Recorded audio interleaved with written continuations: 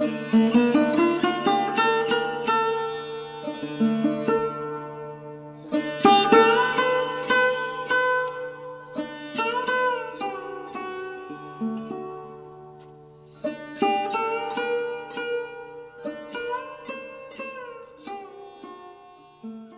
god brother and god sister Daneshvar and Nanda Patni have arrived because we're usually reading Nectar of Instruction at this time. If you still feel fired up, Rupanuga Prabhu, you're welcome to lead us in a Nectar of Instruction reading. I think one of the most important things in Nectar of Instruction is Rupa Goswami's explanation of love. And this explanation is about love between devotees. Yes. Giving in charity, exchanging prasadam, and revealing one's mind, which of course means not only problems, it means realizations too. So those 6 qualities from each person, both sides, are what Rupa Goswami calls love in this material world. So there can be love in this material world between devotees. Otherwise, love was intended for Krishna. Srila Prabhupada said that many times. Love is really for Krishna. But there can be real love between devotees based on those 6 symptoms. To me, that's probably the most important thing in the instructions from Rupa Goswami. Srila Prabhupada said, this Nectar of Instruction is the final instruction of Rupa Goswami to the neophytes. And that's us. And there's also talk about from the beginning to the end, it's progressive. So I always felt before I would dare take a bath in Radhakund, I would have all those first characteristics first before I would dare do it. Because we were discussing. Go on, sorry, please continue. I don't want to say anymore. You all have your class. No, we don't want to stop hearing from you, but I want to respect that you're Prabhupada's age right now. Wow, you're 82, just like Prabhupada was. He was 80. I'm in my 83rd year. I don't know why I'm still alive. I guess in order to stay alive, I have to keep being as transparent as I can. As opinionated as I may sound, it's my transparency. Krishna has a lot more seva for you to do. We need your inspiration and was it 2 full years that you sat in front of Prabhupada at 26 Second Avenue hearing his classes? From October 66 until February 68. Wow. Whew. Amazing. It's kept me going. And you could go up to his room. I went up to where Prabhupada stayed there in the apartment behind. Yeah, we could do that on occasion. When he was away, we could go into his room and chant japa. But I remember when I went to ask Srila Prabhupada for initiation. So he had an apartment behind the storefront. There was a small courtyard. He was on the 2nd floor. In a small apartment with a front room and another small room. He was for his office, and then there was a kitchen and a bathroom. That was it. So Kirtananda had come down one day and said, Swamiji wants to have initiations this weekend. If anybody wants to be initiated, they should go and talk to him. So I've been talking with Jyotirani about getting initiated. We'd been there about 2 weeks. And I decided, I think I should be initiated. So after just 2 weeks? Yeah. Yes. Okay. So I thought, well, listen, if you sat there and listened to Srila Prabhupada, Monday, Wednesday, and Friday, and every morning Bhagavatam class, you'd get the idea. Right. The message was clear. So I decided, well, I'm going to go up. I'm going to do it. I'm going to go up and ask Srila Prabhupada if people will accept me. I had a little speech I was going to say, a little thing I prepared. And I was going to say, Srila Prabhupada, will you accept me as your disciple and teach me Krishna consciousness? That was my speech. So I went up to his room. I paid we only had the first mantra. We didn't have the second mantra. So I paid my obeisances and I sat up and I said, Srila Prabhupada, would you? Yes. Oh, wow. He read your mind. He just said, yes. So anyway, that was it. So Wow. That must have blown your mind. me and Jyotirani were initiated at the same time. Oh, nice. Yeah. Wow. So things moved quickly in those days because Srila Prabhupada was recruiting. He was recruiting. He was heavily recruiting. So you listen to some of those lectures in 1966. I mean, he is asking for help to spread a movement. It was a revolution, and that's why I joined. I could detect this was a revolution.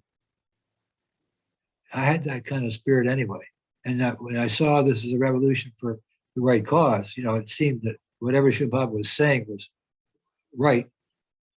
So I always saw it as a revolution, a spiritual revolution. I still do.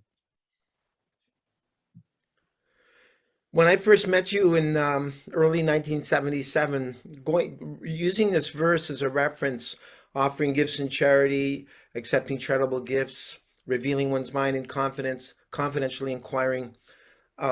What's the other one? Uh, Sure. offering prasadam and accepting prasadam. So I remember you telling a couple of stories. One story I remember you telling us was you were walking down the new, I guess Manhattan Street with Srila Prabhupada and some brahmacharis, and Prabhupada pointed to a watermelon salesman, and he told you because you were the grahasta, then you should go buy watermelon and to feed all the brahmacharis because it's the duty of the grahasta to take care of the brahmacharis. Do you remember me telling that story? It sounds familiar, but I don't remember specific. Yeah, I remember that story. I remember you telling that story. And so, yeah,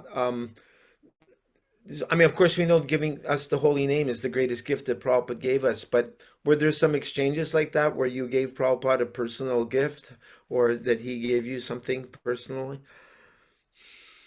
Well, I guess the exchange was obedience. Uh-huh. That's what he wanted. Hmm. He wanted obedience. He wanted help.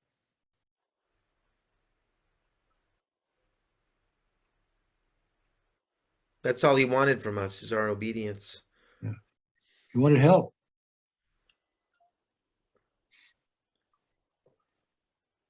Did Srila Prabhupada ever reject someone if they weren't obedient?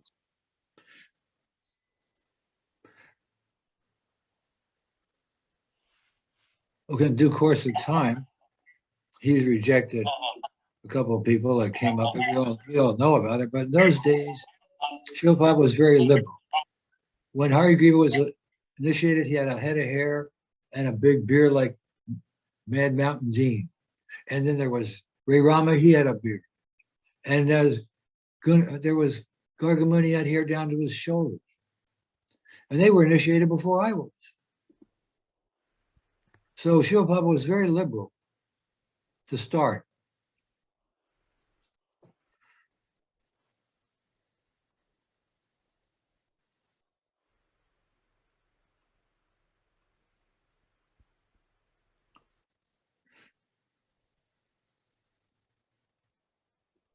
He gave us a second chance or a third chance.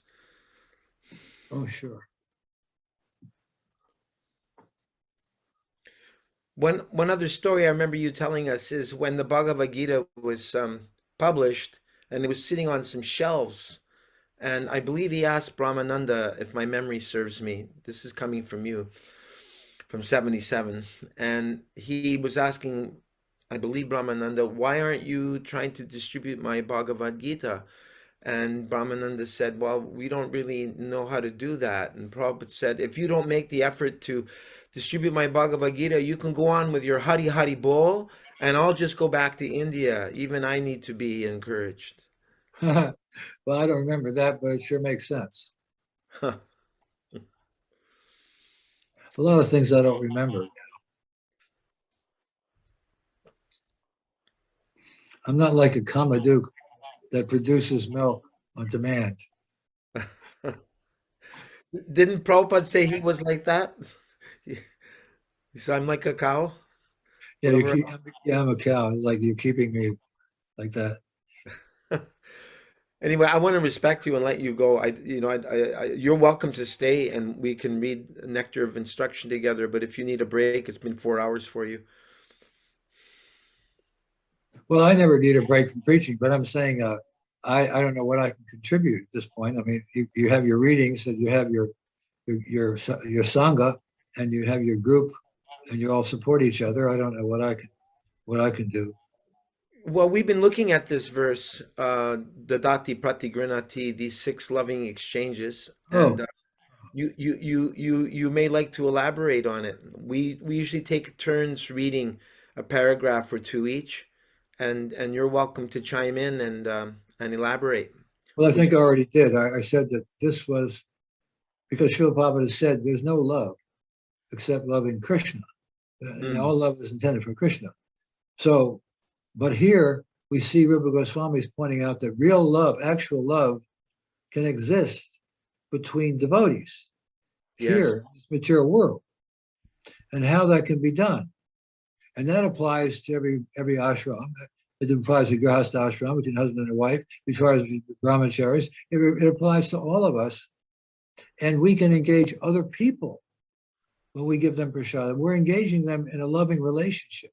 Hmm. You see, and that's also there. And when we speak to someone, preach to someone, we're also giving in charity of our time. You see, our precious time, which is limited. So these are really practical applications of Krishna consciousness. There should be much more of a studying of this verse.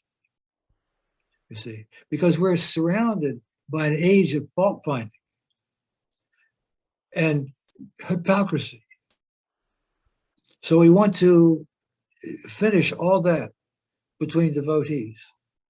And it's not that criticizing someone is always fault finding. Sometimes we hear that, oh, aparad, if you criticize.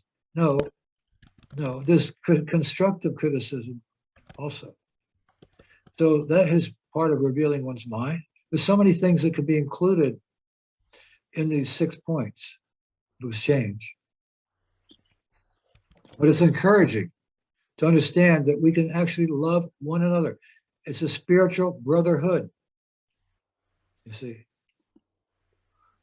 And there has to be that appreciation of someone else's service and someone else's story. But I think the practical matter is how much we love Srila Prabhupada. That's what I think. There's real love between a disciple and spiritual master. The spiritual master, Srila Prabhupada, proved many times how much he loved us. Now it's up to us to prove how much we love him. We have to find a way to spread his teachings as they are. If we can convert one soul to become his follower, that's a great contribution. I think we have to concentrate on our preaching now with whatever we've learned, whatever wisdom we have, with whatever we've understood from Srila Prabhupada, and without fear, without hesitation, and full conviction, use it on other people. You know, convince them of Srila Prabhupada's position as Acharya, world Acharya, as a universal teacher. See? Because everybody wants to have someone they know is telling the truth. Hmm. Because there's so much lying and false propaganda everywhere. Yeah. More than ever now, it's totally out in the open, shamelessly, relentlessly. The And media. yes, and the internet's a purveyor of it. There's so much disinformation and nonsense on the computers. So we need that more than ever amongst ourselves. What do you think of that statement? Any thoughts on Srila Prabhupada stating, "Your love for me will be shown by how well you can cooperate together once I am gone"? Yeah, I've heard that many To keep times. this movement together, he said, "Your love for me will be shown how you can keep this movement." Yeah, yeah, and that's also used Yeah, by ISKCON management right, as a hammer. right. That if you don't cooperate, you're not following Srila Prabhupada's instructions. If you don't cooperate with me, Yes, right. So that can be abused. right. And your love for me will be shown how much you cooperate with each other. Okay, but cooperate about what? To do what? That's the question. You're not getting my cooperation for anything other than what Srila Prabhupada wanted.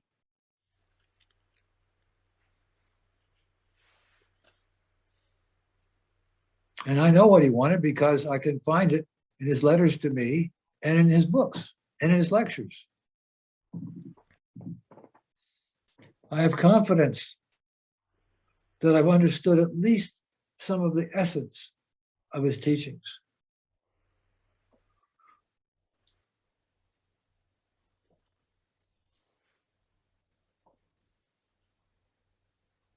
Daneshwar or Nandapatni, would you like to share any thought or question with Rupanuga Prabhu on this point? Well, I just like to offer my respects, Prabhu. I was with you for a short while, I do believe, in the townhouse at Capitol Hill in about 1984. You had a preaching project there, and Jaya Jagadish, I was married to Jaya Jagadish, and we came there and stayed at that house. I remember you there all those many moons ago. And I'll say I'm happy that Rupanuga Prabhu could make it. When I saw him last week, he was saying you didn't know how to figure out this technology stuff, but it's see that you did, and it's very nice. Happy to see you here. It was purely accidental. I hadn't planned it this way at all. So this topic, cooperation, I've often thought, because cooperation is a sign of love, I thought, wow, you could do a huge seminar. What does it really mean to cooperate? Cooperation is a two-way street. It's not a one-way street. Well, what kind of a street? You see, cooperate about what? You see, people cooperate to do all kinds of things. To please So the Srila Prabhupada. Right. So the cooperation means you have to know what the subject matter is.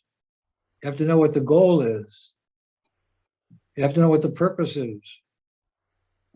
Right? So there has to be a mutual agreement for cooperation.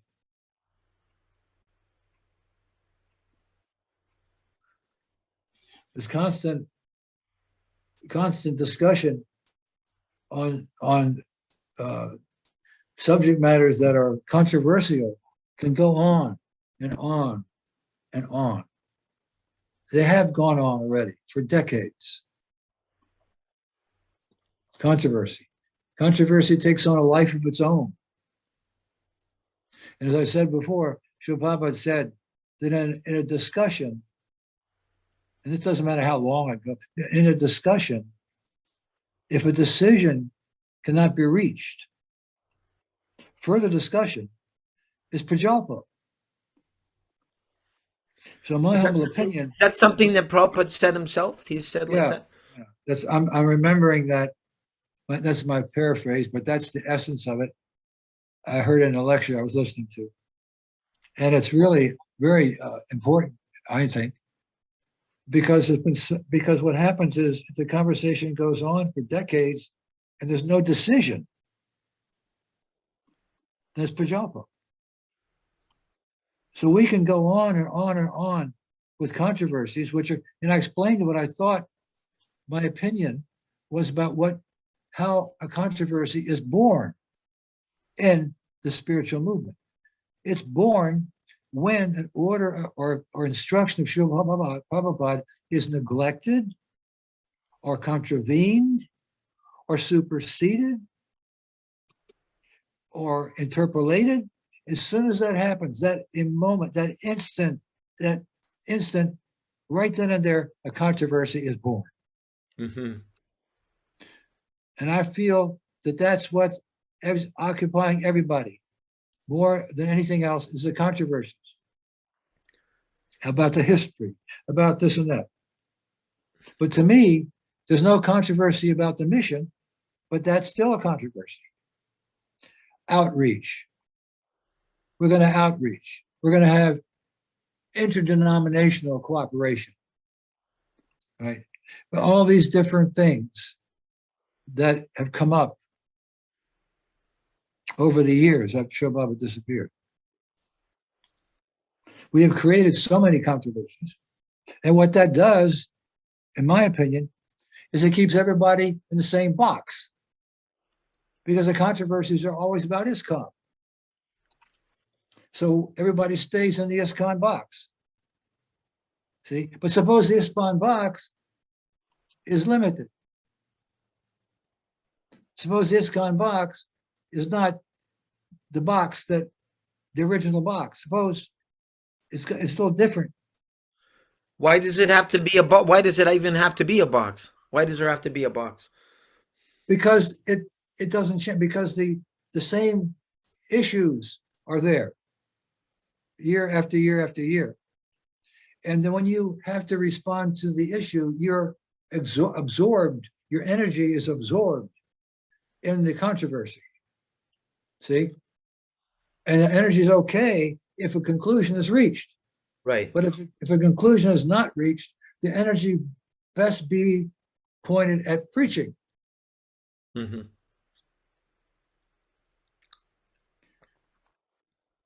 Because we don't have much time left. You know, we don't have much time left. We don't have much time. And we want to enthuse your Prabhupada.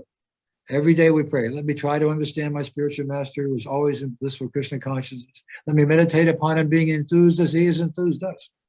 I mean, that's the mentality of a disciple. How do we enthuse Srila Prabhupada? To see how we're carrying out his plan the best we can, to our best capacity, whatever that may be. That's up to the individual. But you see, if we stay involved always in the controversies, then where's the preaching? See, to the people. Remember, this movement was targeted to the people. Mm-hmm. And when we have all this implosion and all this in-house debates on Facebook, what does it have to do with the people? Mm-hmm. And their suffering? And Srila Prabhupada said at the end of every stanza in his offering to his Guru Maharaj, you suffer to see the suffering of the conditioned souls. Mm-hmm. So that's our position. If we really suffer to see the suffering of the conditioned souls, what are we going to do about it? We go on Harinam, we preach, whatever we can do. But we have to be outward oriented. We have to end the in-house debates. Mm-hmm. All this exchanging, it's back and forth on Facebook. That's why I got off of it. Mm-hmm. Endless discussion from the same thing over and over. I could tune in again after 6 months and I could still find the same questions. So what does that mean? It means that we're being distracted from the people. We're being distracted from reaching out or preaching or sharing. I like the word share. I love it. Sharing what we've learned from Srila Prabhupada with other conditioned souls. That's what we're supposed to be doing. Mm-hmm. That's our love for Prabhupada. That's our cooperation. Yes. That's why I say it's all a matter of lack of love of Srila Prabhupada. The more we love Srila Prabhupada, the more we do what he says, the more we understand his mission, the more we appreciate Srila Prabhupada. And how can we not? Srila Prabhupada's a unique figure and a unique personality that has accomplished what's never been done before in the history of this planet, to bring it out to the rest of the world, to bring it out of India. Who has ever done that?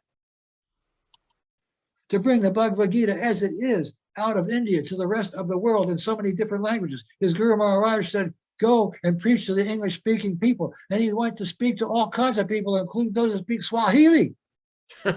55 languages.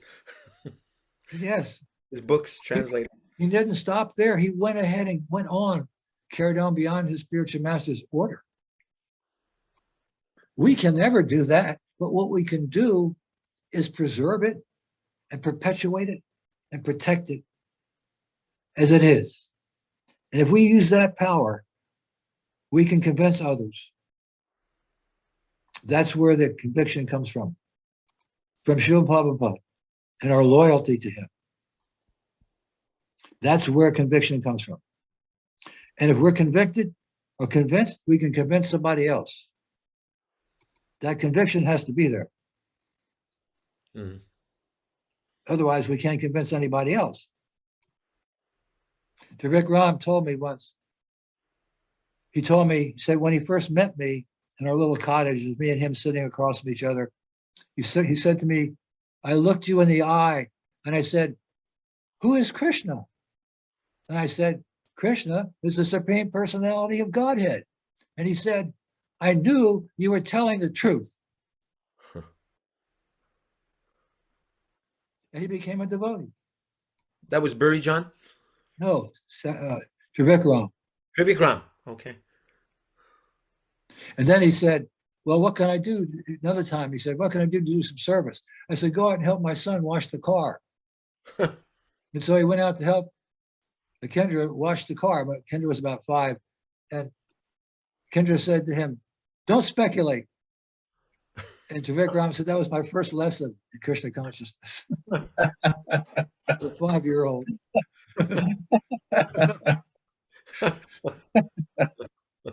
The Trivikram was a little older than the others. He took sannyas in 1970. Right. Anyway. Can I ask a question to Rupanuga? Please. I just want to ask Rupanuga Prabhu, I don't want to be controversial, but I just want to know what your thoughts are on ISKCON of America, at least. It seems like only Indians are joining the temple now. And as you were saying, that Srila Prabhupada said that, you know, he came to speak, to preach to the English-speaking people. And, you know, Indians are all spirit souls. They're not American. They're not really Indian. They're spirit souls. So in that way, it seems like it's okay. But in another way, it seems like it's not okay. That they're only preaching to the Indians to make money rather than to make, to preach the message, as you said. First thing for socialists. Would you like to respond to that, Rupanuga, about the emphasis on how some temples we see it's 98% Indian people and hardly any Westerners? What are your thoughts on that? Okay, well, first of all, Srila Prabhupada said that to be born in India, you're 50% Krishna conscious. To be born in India, you're 50% Krishna conscious. That means many of the Indians we are dealing with are coming from a spiritual culture beyond our ken. Okay. So I'm thankful, personally, to the Indians who are carrying the ball, because they're filling a gap, they're filling a vacuum where there should be Americans or more Americans, and they may have brought with them certain traditions which are a little strange or water things down a bit, but they are supporting the movement. Mm-hmm. So I'm grateful to those people who have come forward and are supporting the movement and filling the gap where there are no Americans. There should be more Americans because the preaching, factually speaking, the energy of the leadership in the movement is focused in India. when I asked one guru who owed me something years ago, can you send me a couple brahmacharis to teach how to preach in America? Because I knew Indians automatically had the attention of Americans. Sri Baba knew that. That the Indians were interested in what America was doing. So I asked this devotee, could you send me? He said, oh, we have so many projects here in India. And there were like 10 temples in Delhi. 10. And so many temples all over. What they should be doing with those Indian devotees is teaching them to come out and preach in the world. And people would be very much interested in what they would have to say. That's what Lord Chaitanya wanted. He said, Sri Prabhupada said, at least the Bengalis, at least to go out and preach Lord Chaitanya's mission. How else is it going to be in every town and village? You see, Indians to me are in reinforcement. They are, but they have to be, just like in Washington. When I was president there in New Hastinapur, Sri Prabhupada came there in 1976. It was the 10th anniversary of ISKCON. And we made him a huge cake with 10 candles on it. Took 4 devotees to carry it out. So Sri Prabhupada was sitting on the vyasa. And I made a point to introduce the Indians to Sri Prabhupada as the representative of Lord Chaitanya Mahaprabhu. Most Indians had knowledge of Ramchandra and Krishna and Balaram, but Lord Chaitanya, they didn't know. They didn't realize it was Lord Chaitanya's mercy that brought Sri Prabhupada here. Once they started understanding more about Lord Chaitanya, they stopped speaking about the temple as the temple and start speaking about our temple. It's our temple.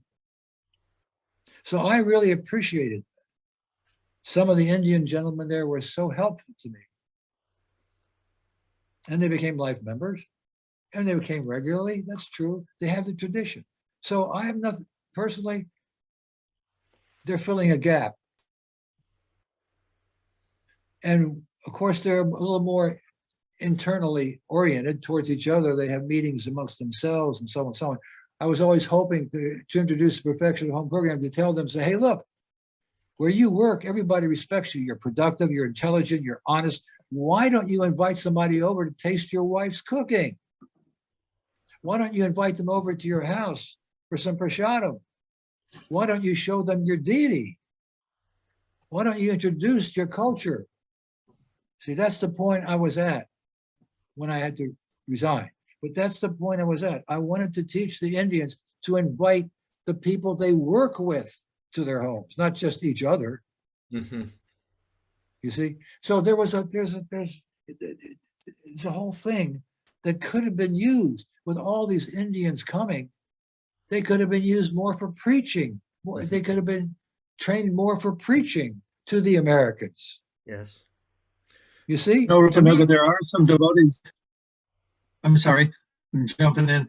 There's some in Atlanta, one of the devotees, an Indian body devotee, he's distributing lots of books. He was on Namaras's show, I think. Mahotsaha. Yeah. And so there are some. It was nice to see that from the Atlanta temple, there are some Indian body devotees who are actually doing some good preaching there. Yeah, that's good. That's very good. But what I'm talking about is a much larger scale. It requires some vision, you see, to take advantage of them, of our Indian disciples or Indian devotees, to take advantage. They have a certain advantage and that can be utilized. People look to India. People still look to India for spiritual knowledge. It's still there. And especially they've come here and they've proven that they're intelligent. They've proven that they're honest. They're proven that they're productive. Anybody who works with them knows it. So they've already got a platform to stand on of respectability. But they have to be shown and trained how to use it. Like all these Indians that are coming to the temples, some of them could be preachers. They have to be cultivated. But in order for that to happen, the leaders have to have a vision. The Srila Prabhupada said America was his father, and India was his mother. And he rejuvenated and had the Hare Krishna movement take off in America. He was very grateful. In 1975, I think it was in Mayapur, after giving, this was after the World War III walk, World War III tape, the famous tape. Srila Prabhupada, and I was right next to him. Srila Prabhupada went into the temple in Mayapur and he gave a Chaitanya Charitamrita class. And after the class, as if no one else was in the room, he started preaching to the American devotees. Oh, I'm so grateful to you. I know that you have this capacity to fight communism. Keep this up. Srila Prabhupada was talking about how, in other words, he was saying you have this capacity. And he said, even if things don't work out in other countries, it will be successful in your country. Wow. I can read that to you. I have transcribed it verbatim, what he said. It was and this is 74, okay? This is when the movement was established all over the planet to a certain degree. And he's still preaching to the Americans that way. He said, your country has more potency. And even if other countries don't, it will be successful in your country. He gave that benediction. He gave that empowerment in front of everybody. He spoke to the Americans as if they were the only ones in the temple. And how much he was grateful to them. Next time we meet, I'll read it. It's beautiful. It's wonderful. And the empowerment that Srila Prabhupada gave to the Americans, I'm not saying America's better than this or that, or I'm just telling you, this is the history. What's become of it, that's another thing. But this is the history of Srila Prabhupada's desire. You see? And that's why America is still, the potency is still there. But how to get it out, how to spread it, how to strengthen it under present conditions, that is the question. The Indians already have a perfection home program going. They have their programs at home. They go to each other's homes. And to that degree, the Indians have planted a cultural change, a cultural movement here. But the Americans have to do it. Mm-hmm. The Indians already have that culture, and they're putting the roots in because they're working amongst the Americans. Mm-hmm. And they're purifying the place. He said, Srila Prabhupada said, I want our men to go into every field and purify it by their presence. So if we want to have a cultural movement that Srila Prabhupada wanted, we need to engage the Indians. Besides ourselves, we have to use what their nature is. In India, every village has a festival every week. It's their culture. It's why Krishna went there, to India. Indians are this chosen people. They just haven't lived up to their benediction like they should. So I say, the Indians are being preached to, and that, okay, fine. Let it happen that way. They're maintaining the temples. They're bringing in the Lakshmi. They're filling the gap. But they cannot be treated simply as Indians. They have to be treated as equals, or if not superiors. It's like when Srila Prabhupada saw the children in the Gurukul. He said, they're more advanced than you are because they're starting younger. They were more advanced than their teachers were. Wow. So this is the science, Prabhus. We have to understand the practical application of the science of Krishna consciousness.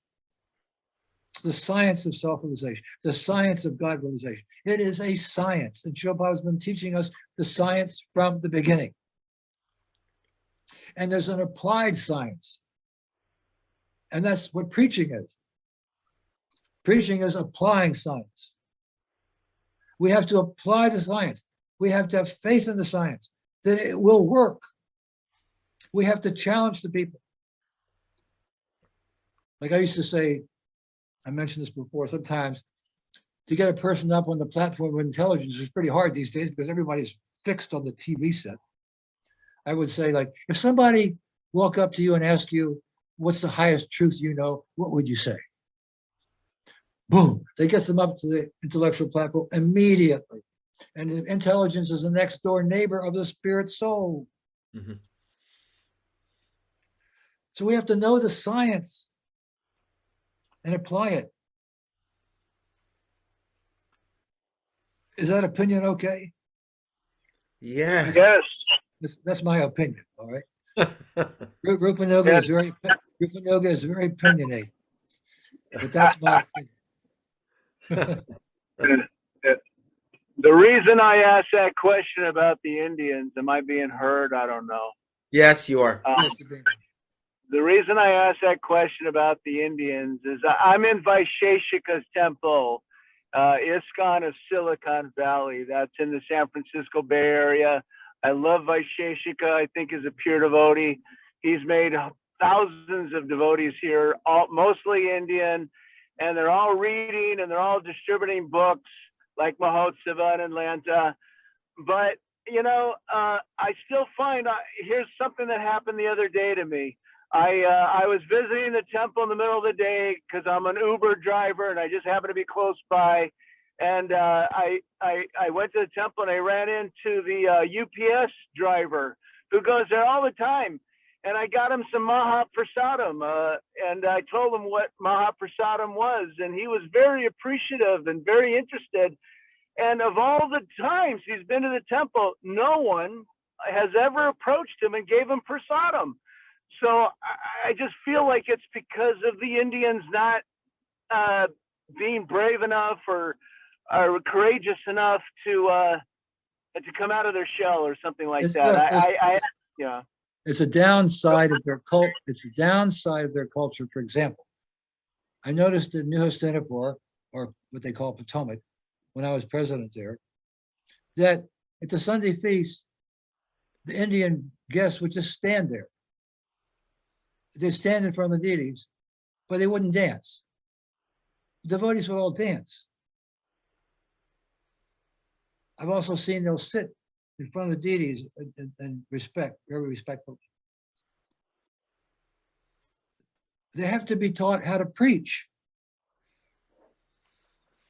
You see, now like the devotees are distributing books, but also they have to preach to people who come to the temple and welcome them and realize the purpose is to let the people see the Supreme Personality of Godhead, to encourage them, to feed them prasadam.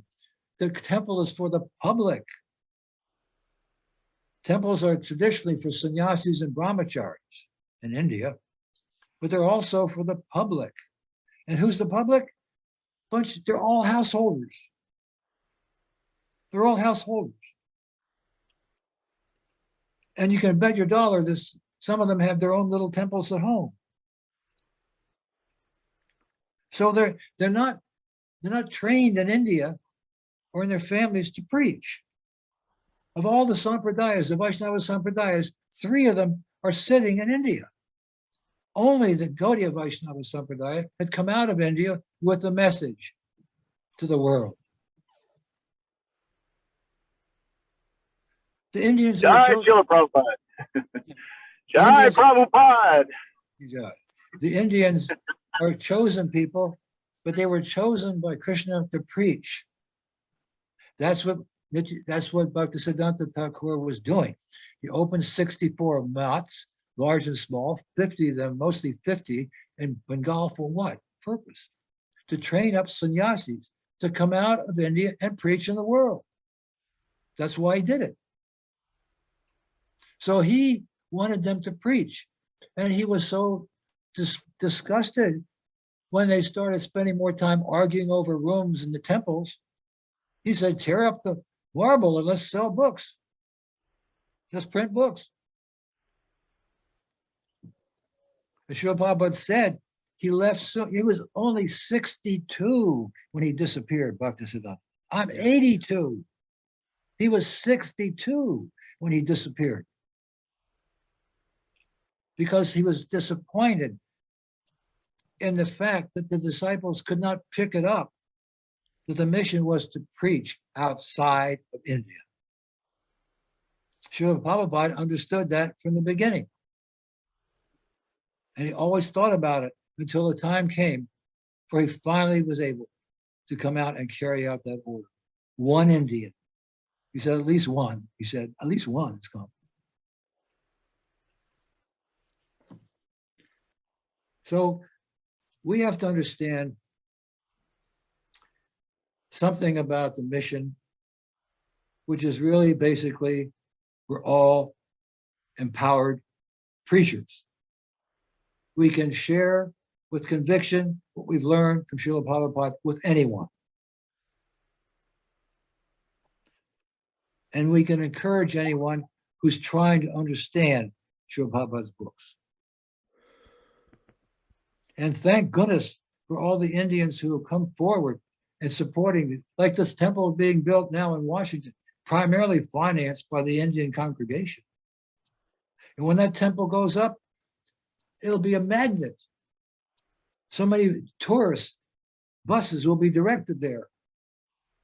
They even did it when I was there, when we were at a temple in an ex-basketball court.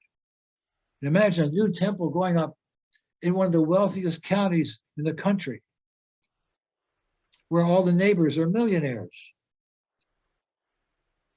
A safe place. And people will come when that temple's finished because it'll be a tourist attraction. And you're right. What are they going to get? They're going to get prasadam. They're going to get a look at the deities. And it's a whole new life for people. So the original Maybe a vaccine too. What? Maybe a vaccine. Sorry, I'm very controversial. What do He you said say? maybe we'll get a vaccine too. Well, look, that's again a controversy, but that's not the mission. The mission is not to be a place to get jabbed or tested. That, there's reasons for that. One of the reasons is to be accepted. Instead of making a cultural change, to be assimilated. I'm okay, you're okay. We're just another, as I read to you before, another member of the family of Hindu faiths, right? That keeps us in everybody's favor. But that's not, we're not a member of the family of Hindu faiths. As I read to you before, the definition was given by our PR, not our PR, but by ISKCON PR department. I'm not going to go over that again because new people have joined. And I don't know why I'm still talking, but still, the idea about Indians, I personally have my experience that the Indians I've dealt with have been very cooperative and very sincerely appreciative of Srila Prabhupada as life members and as initiates of my godbrothers. So I think I agree, Prabhu. I agree, Prabhu. Thank you. May I say one thing, Prabhuji? But let me introduce myself. My name is Nahush. I go to the Detroit Temple, and I see that the Indians are ready and willing to do different types of services like book distribution, etc. But they need a little bit of a leadership, like need somebody to show them the way, and then they'll be very supportive in that regard. Even for me, like, you know, I always felt like maybe we should have a preaching center out, you know, in the suburbs or where there's more of a American population, so to speak. But I was not able to do that. But my friend, his name was Dave Madhava. He started it up, and I'm helping him, supporting him, you know, with services and, you know, and I'm helping to distribute books and stuff. So I think a lot of Indians are in favor, like you said, are in favor. They just need someone to take the lead. and they'll be very supportive. All I right, think this is, I yeah. agree with you, but the point I'm making is this is a grassroots movement from the beginning. So if we're talking about a grassroots ready, then leadership will come out of that grassroots. If the leadership's not coming down from the top, then let it come up from the bottom. Okay, it has to be done. It just takes one soul who's a little inspired, understand the mission to lead. We don't have to wait for official approval from a guru or a GBC to do what Srila Prabhupada said. If it's come to that, we're finished. If we have to depend on somebody else to tell us what Srila Prabhupada wants, where are we going? If we don't have the leadership, either in ISKCON or outside the ISKCON, where are we going? There's got to be a leader. When there's more than two people, one's a leader. If the Indians need leadership, then let someone step forward. We don't have to have approval for doing what Srila Prabhupada said to do.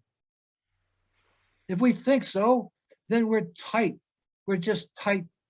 We're just immobile. Disempowered. Yes, it's got to stop. Devotees who have any sense of what has to be done, they have to do it. This is a free country still, and people can do what they want to do. They have free will. And if they really understand the mission, then they're not going to let anything get in the way. So it only takes one live person, to get things going. If there's somebody who knows, has an idea of what to do, then it's up to him to convince others. Srila Prabhupada always wanted everyone to take initiative.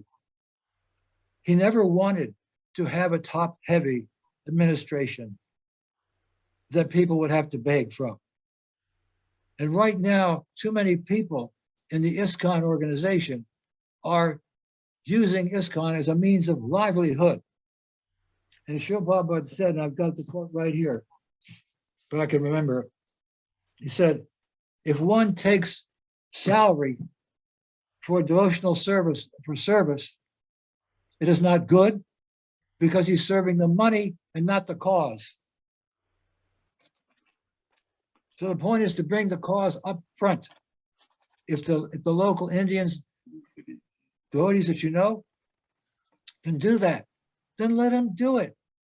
Let them turn their own home into a place where people can come. That's the best way for them to do it. They're all well established.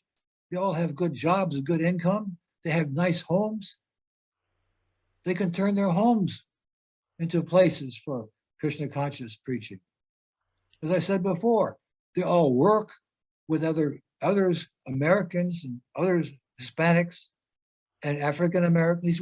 They work with all these people. They're in every field, and they're usually the top of their field, and they're respected, and they're appreciated, and they're intelligent, and they're productive, and they're reliable, and they have a good reputation, whether they realize it or not. So they can step out of that and invite people to their humble abode, or they can talk about Krishna and talk about Bhagavad Gita. The Bhagavad Gita is a famous book in the world. See, they have a tradition behind them. It's the preaching part that's missing. The preaching part's missing in the rest of the Vaishnava Sampradayas, for goodness sake. There's 4 of them, and 3 of them are sitting in India. But the Gaudiya Sampradaya, the Madhva Gaudiya Sampradaya, has come out. And that's what it's all about. And Kali Yuga. Prabhuji, I'd like to suggest that we do a weekly seminar with you speaking to the Indians, because you're so enthusiastic, and I'm quite sure that you can inspire them. Can we arrange that? Giant. I'd love it. Let's do it. I have great respect for the Indians, because their Krishna consciousness is just below the skin, just below the surface. It's in their blood. They're born with it, especially those who are born in India. Now, the kids I would meet, even back at 87, back in New Hastinapur, I could see these children were being so much influenced by their American counterparts.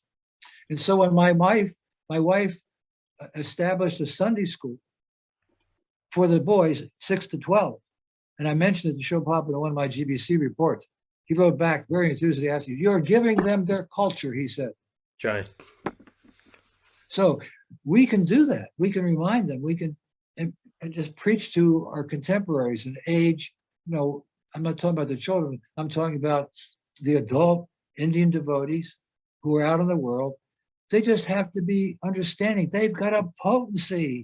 They've got a potency. It was given to them by Krishna, by Lord Chaitanya, and by Srila Prabhupada. They've got a potency. He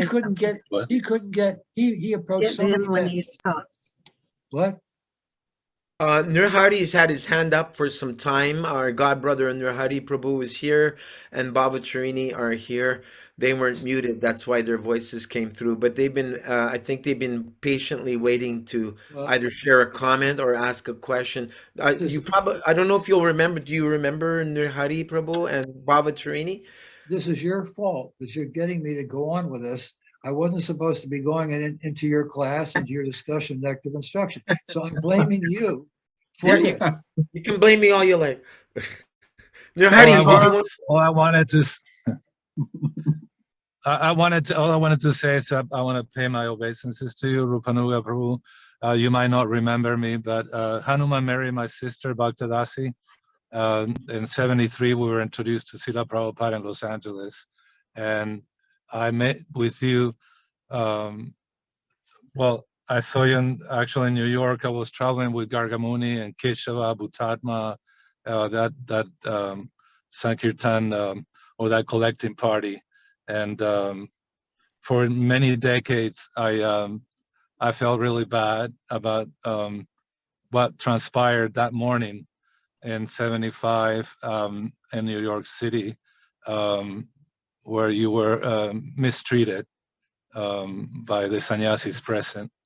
And it was all about the fifth canto coming out and how women were witches, etc. And sannyasis were really the only true devotees. So I always felt really bad, and being rank and file, I had nothing to say in that moment. It was quite a You know what? very fanatical. Yeah, but let me tell you, I turned it around because 2 years ago, a lady walked up to me at Alachua during a Sunday feast. She walked up to me and said, "You saved us." I said, "What?" She said, "You saved us." She said, "I was in New York when the sannyasis were spitting on the floor in their elevators, and you came out. Yes. You got all the temple, you got all the devotees together and said, 'This will stop. Anybody else, any sannyasi who disrespects a woman in this temple has to go.'" So I turned it around in the end. Very good. Good for you. Actually, the worst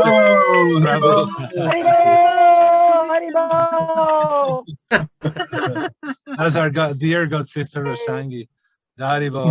But actually they were actually not spitting on the floor. It was even worse than that. Actually, they were spitting on the women, the elevators. It became really, really horrible, very horrible. Well, they were treating them like they were dogs, but they were our mothers. Yes.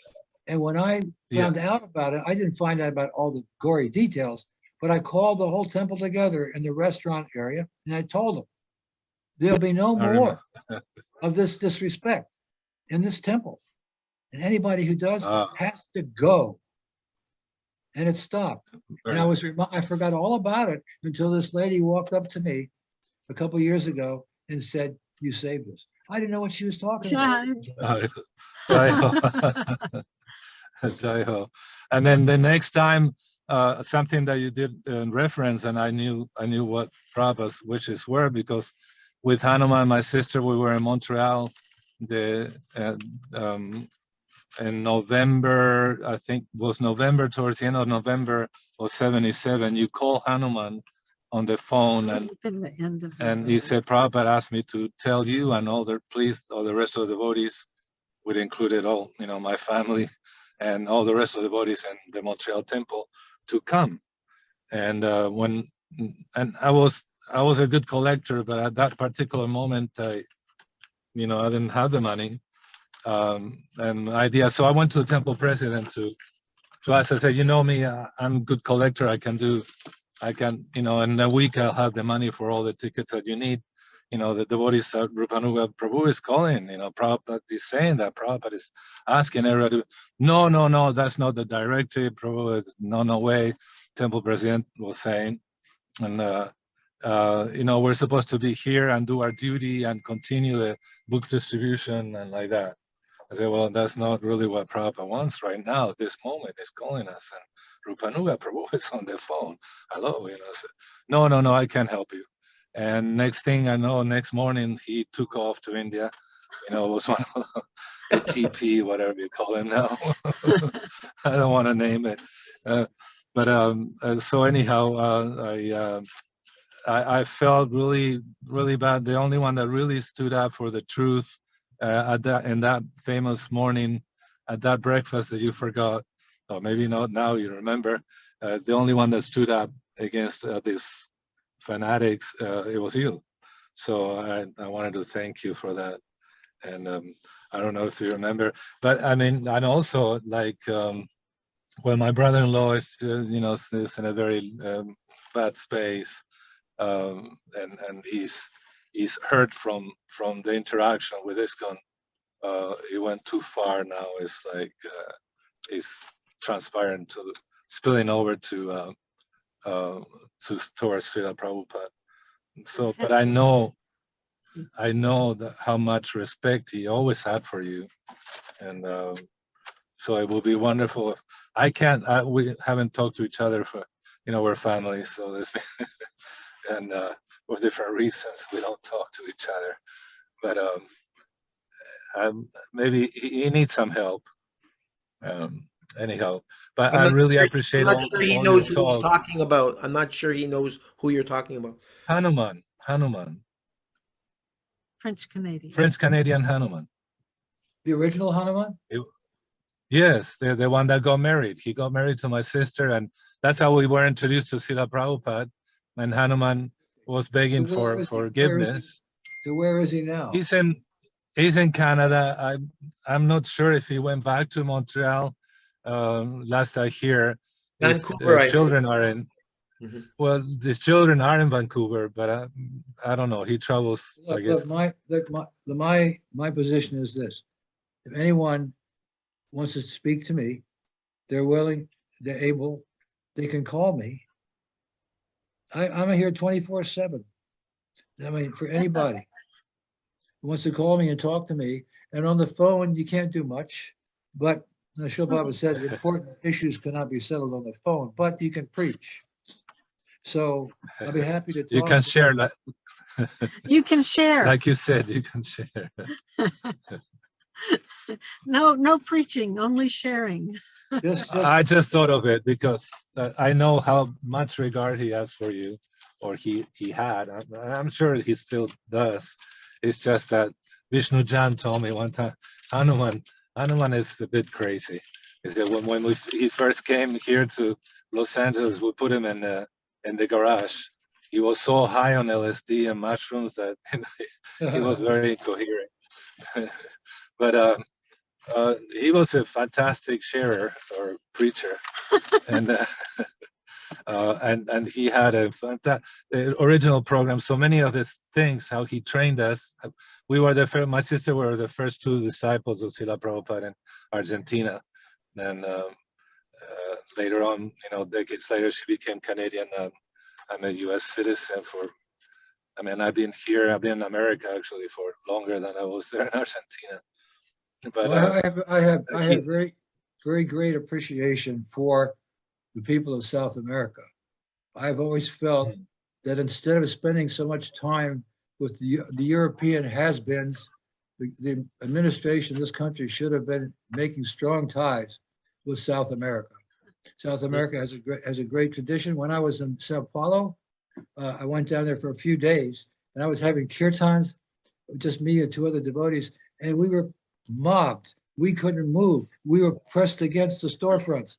Everybody was so eager. Then I went out and I was preaching from Isha Upanishad, and I had a translator, and the people loved it. They loved hearing from Isha Upanishad. and I had to be translated very slowly, but they got the message.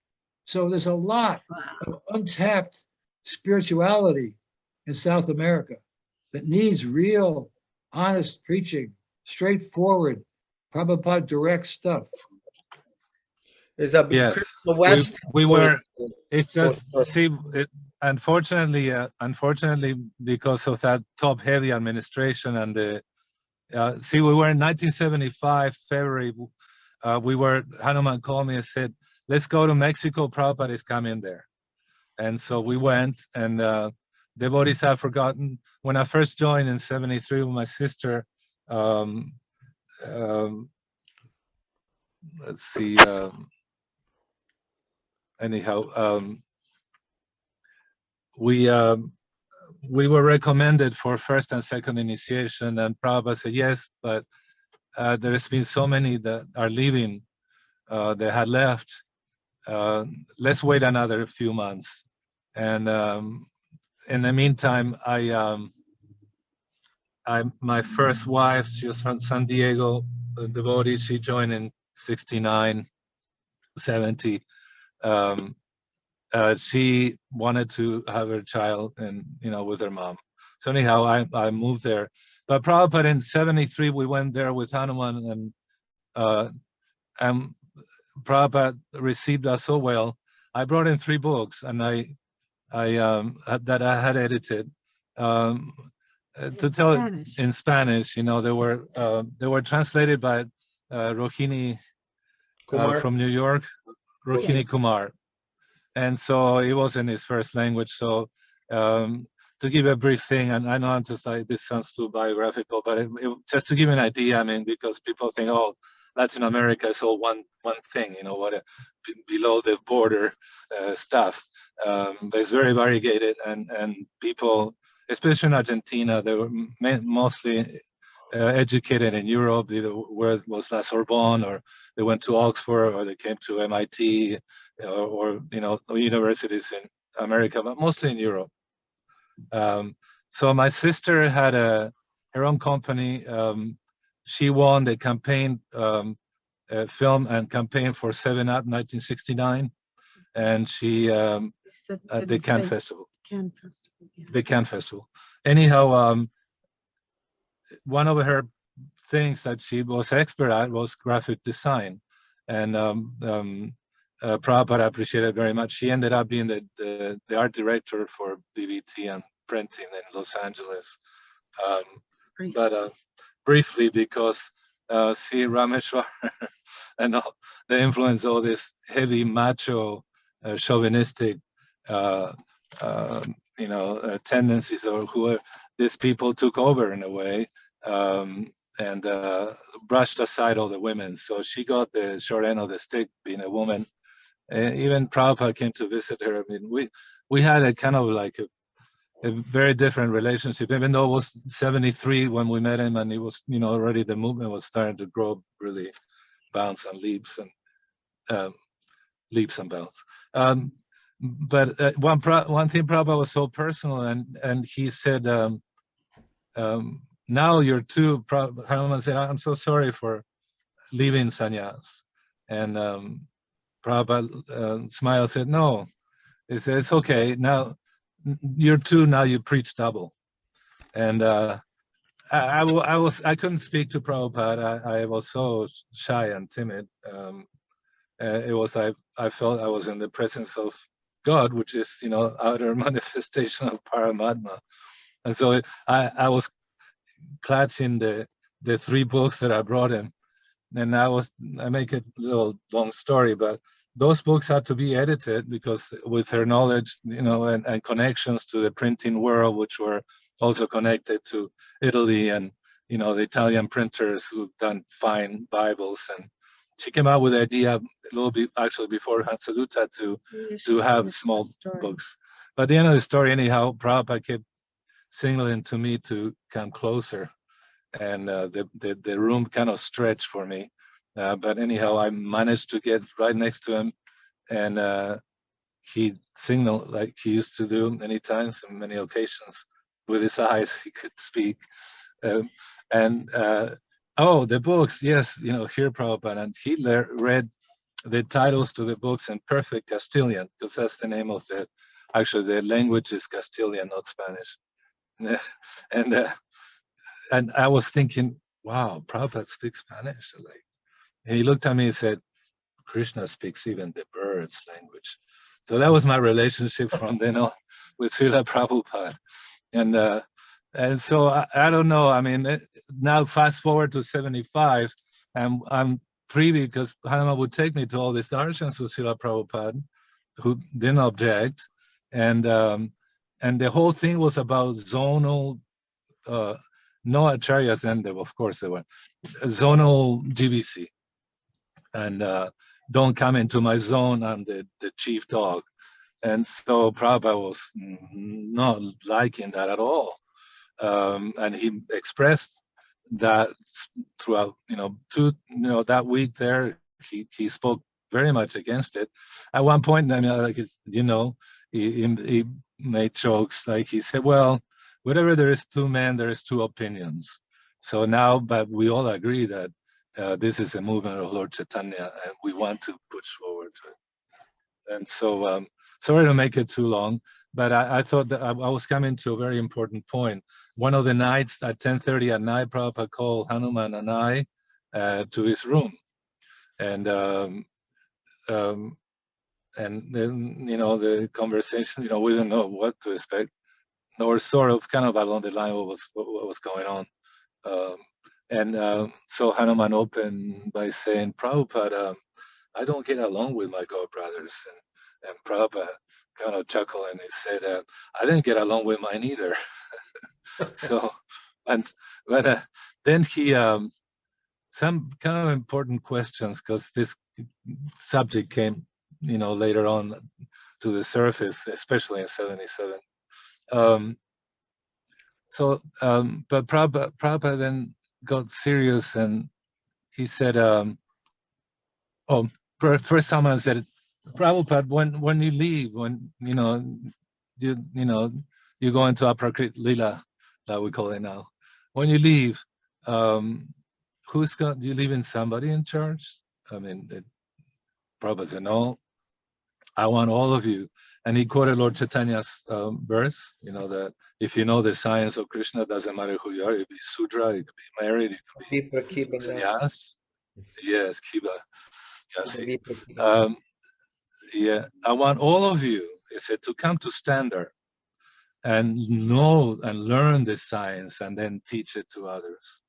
And then Hanuman said, but when you're not there and I have to consult or take advice from, and who do I go to? You told me. And Prabhupada said, go to the Vaishnava your heart tells you to us. And then one of the things he did is he got serious, and he counted on his fingers and his hands. And he said, yes, I didn't meet my spiritual master no more than 10 times. But the secret of my success is that I follow his instructions. And so that was kind of brief, but there were some important points that helped me. He was making today. That you are making today. So I'm sorry that took it so long, but I was wondering if you kind of remember. I know you remember Hanuman, and because of the points that you made today, I thought they were very important early on. Sorry, we're in town and we're running errands, and this is during the day, and at times I couldn't hear everything you said. I had to, pause the phone. And we are in our car, our truck. They're in Hawaii. So, yeah. And but there were other god brothers that were present, and I was there in 76 when Sridhar Maharaj came to visit Prabhupada, and the love that was in between them, it was outstanding to see. It was very impressive. And then from other god brothers, I hear in 68, and I think it was August, that when Prabhupada heard of the passing away of Bhakti Pragyan Kesava Maharaj, who gave sannyas to Prabhupada. Anyhow, so I thought many times I hear devotees lumping, Gaudiya Math with these two sannyasis and his disciple of Bhakti Pragyan Kesava Maharaj, who acted as a Ritvik. And there's a confusion there. So you were there, and I know you said that Prabhupada appointed these people, these devotees, to be gurus, but didn't he appointed them as Ritvik, in a sense, Ritvik meaning that they will, in his behalf, will initiate those devotees who were waiting to take initiation from Prabhupada? You've asked a question that requires considerable explanation. And let me say in a nutshell that the meeting of May 27th, is 27th to 28th, the last meeting of the GBC, asking Srila Prabhupada about the future. We were concerned about the future after he left. Nothing was discussed or said about the devotees who were waiting, praying, crying to be initiated by Srila Prabhupada before he left. We didn't discuss that.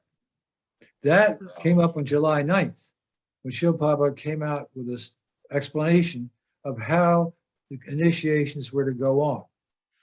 But in the May 27th or 28th meeting, he came out with a plan. We did not discuss about the devotees who were waiting. That was covered by the July 9th. That didn't change anything that happened at that meeting. The July 9th meeting was specifically directed at what they were supposed to do with the devotees who were waiting for initiation. Srila Prabhupada made it clear that they were to initiate on his behalf. They were to be his disciples. That was not the subject matter of the meeting in May. The subject matter of the meeting in May was what to happen to the parampara after Srila Prabhupada left, because we were responsible for carrying on the movement. We had to know exactly what he wanted. Although we knew from his books about the disciplic session, we wanted to know what he wanted. And I find it disconcerting that so many devotees are claiming to know what happened at that meeting, what was the purpose of that meeting, who were not there. But they were not there. And their interpretations and explanations of that meeting and what happened on July 9th are not what I experienced. They're not what I signed the GBC record book with. 17 other GBC men, we all signed off on that meeting with Srila Prabhupada. We all understood the results of that meeting. There was no question about any of us what Srila Prabhupada intended.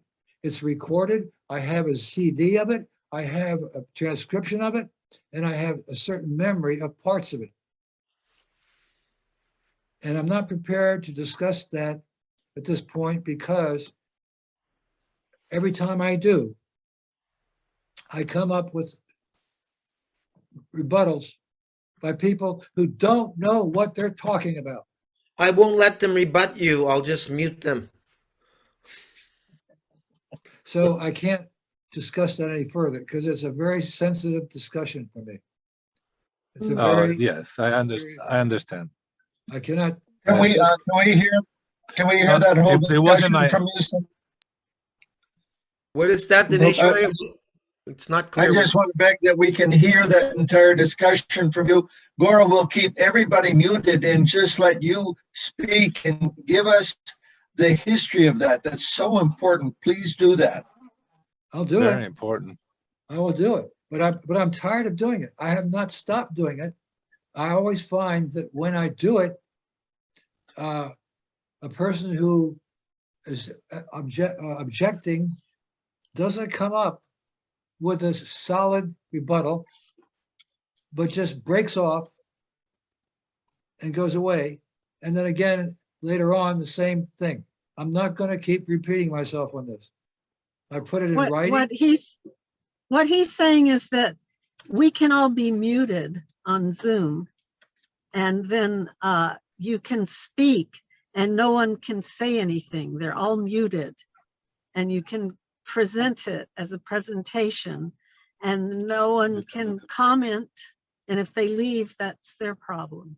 Because No, we can have it on the record, recorded, what you say without any rebuttal, so that we have that history from you who were there.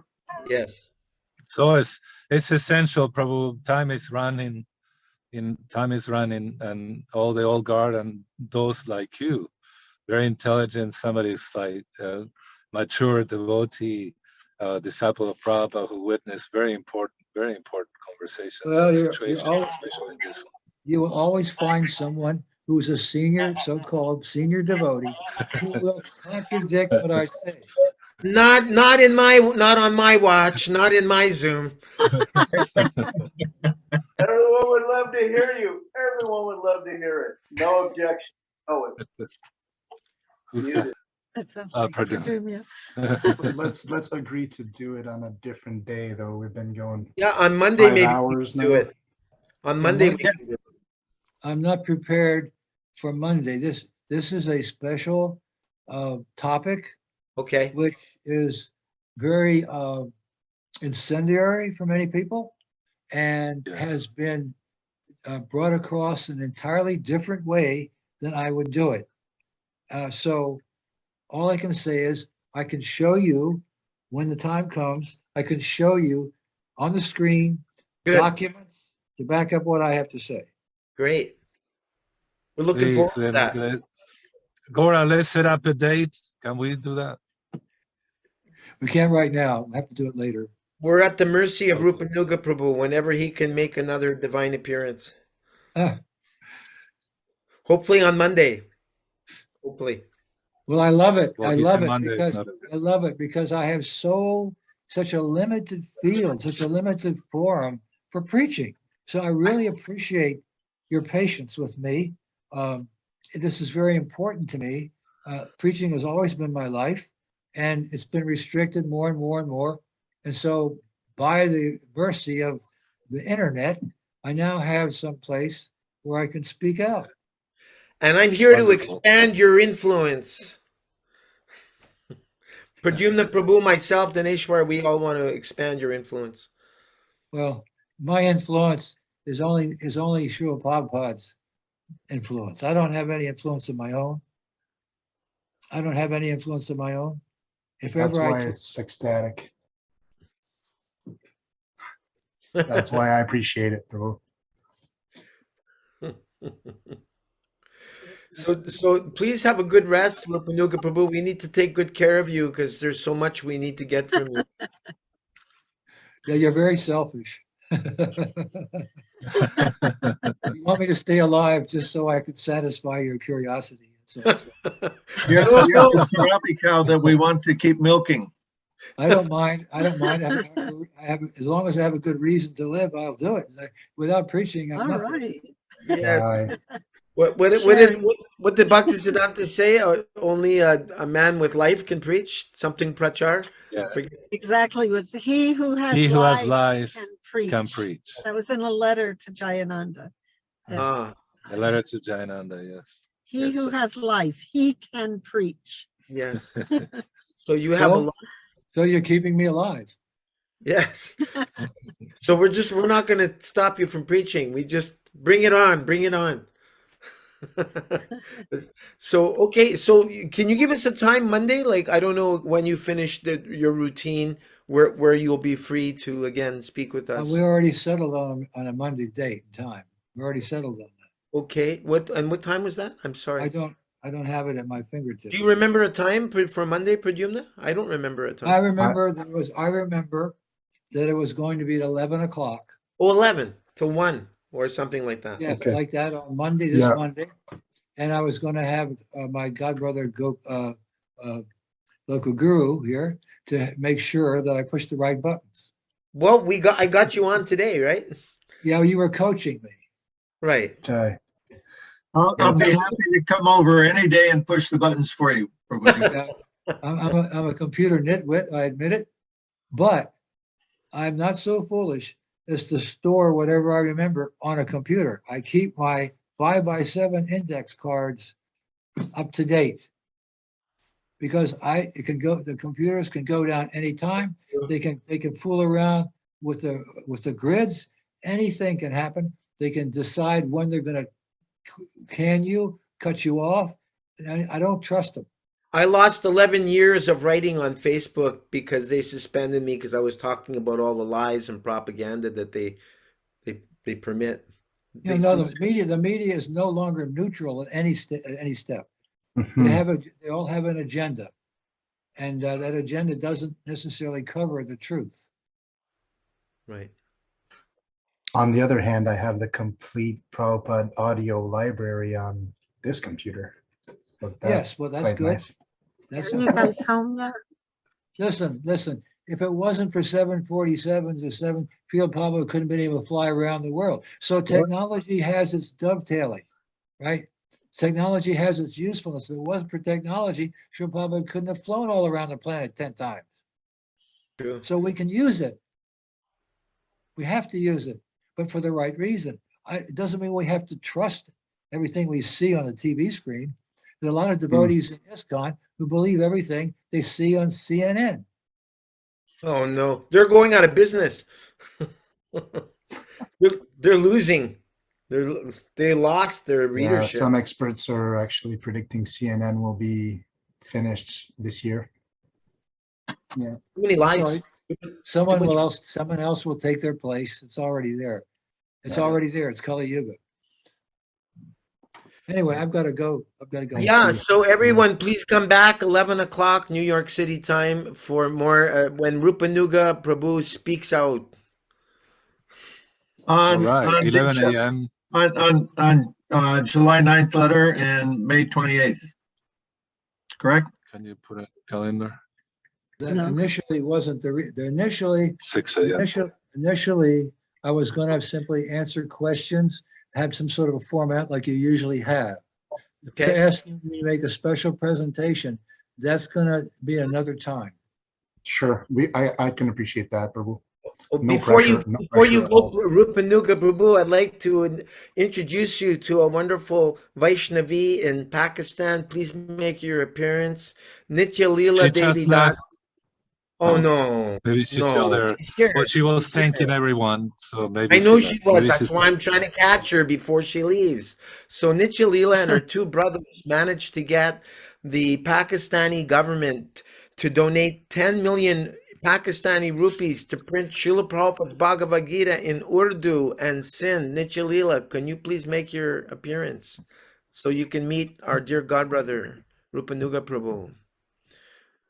Are you there? Everyone, please accept my Hare Krishna. Hi, Nitya Leela. Sorry, actually, I'm traveling, so unable to on the camera. The signal will be dropped. It's already very reduced here. Signals are not good. Yeah, my humble obeisances to all of the assembled devotees, and nice to know about Rupanuga Prabhuji. We would like to more of his presence and interaction. Oh, you want to have Rupanuga on Zoom in Pakistan. Rupanuga, there's like 20 Hare Krishna temples in Pakistan.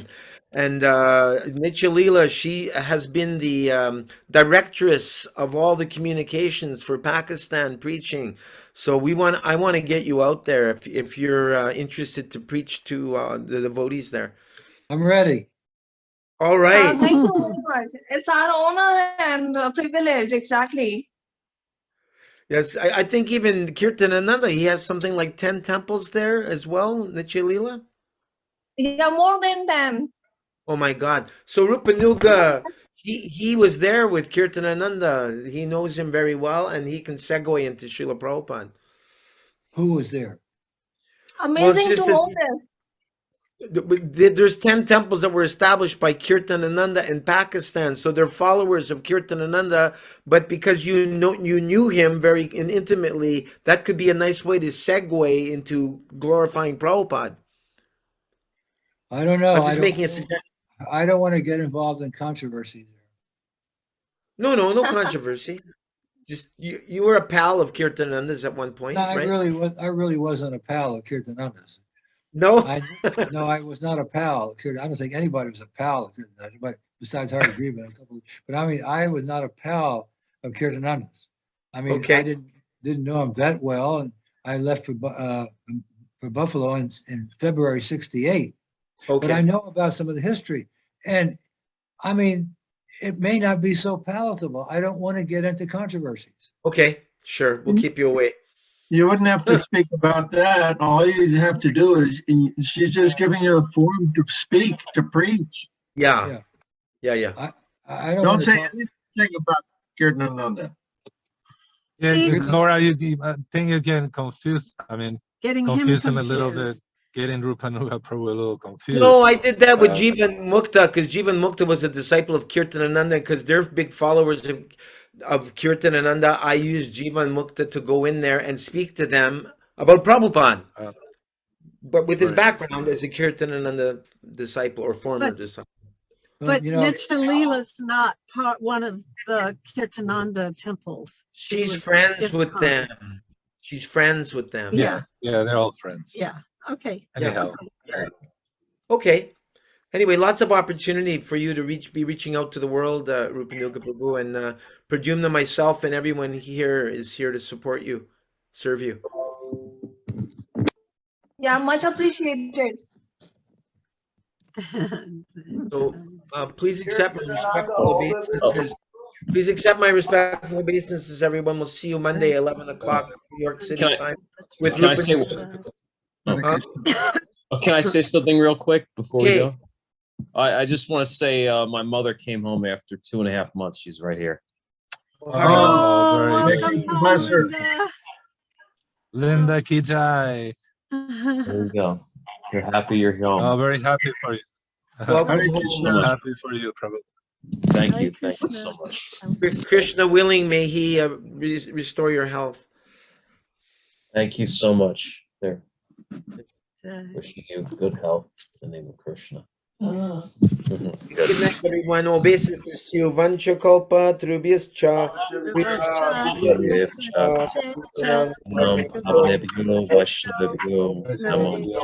Shri Prabhupada ki jai, Nitai Gaur Shri Jai. Premanandi.